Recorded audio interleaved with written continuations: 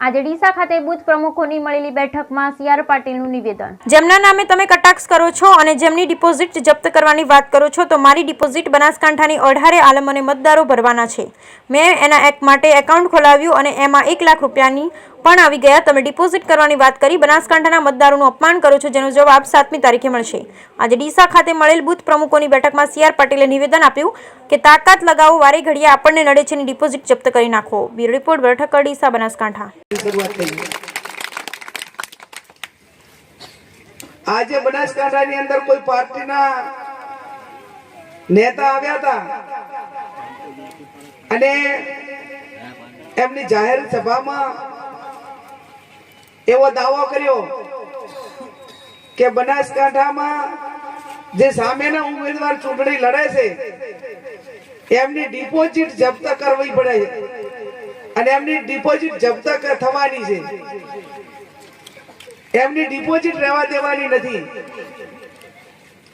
हूँ एमने माछोल गामथी कहेवा मांगू छूं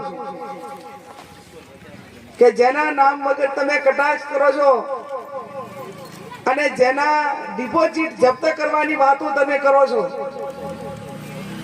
एमने हूँ कहेवा मांगू छूं के मारी बनासकांठाना 18 समाजना मतदारो डिपोजिट भरवाना छे।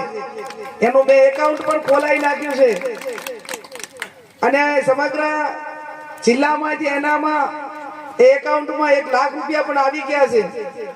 ત્યારે તમે ડિપોઝિટ જપ્ત કરવાનું કહીને બનાસકાંઠાની જિલ્લાની જનતાનું મતદારોનું અપમાન કરો છો અને અપમાનનો બદલો એ બનાસકાંઠાની 18 આલમ 36 કોમ ए 7/5/2024 ना रोज ए मतदान करीने तमारो अहंकार नो जवाब ए बनासकांठानी जनता आपसे।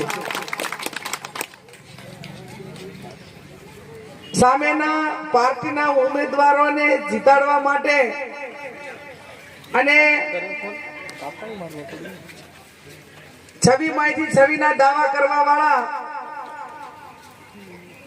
सामेनी पार्टीना जवाबदार होद्देदारो હવે બનાસકાંઠાની અંદર અપડાઉન કરે છે અને રોજે રોજ કોંગ્રેસ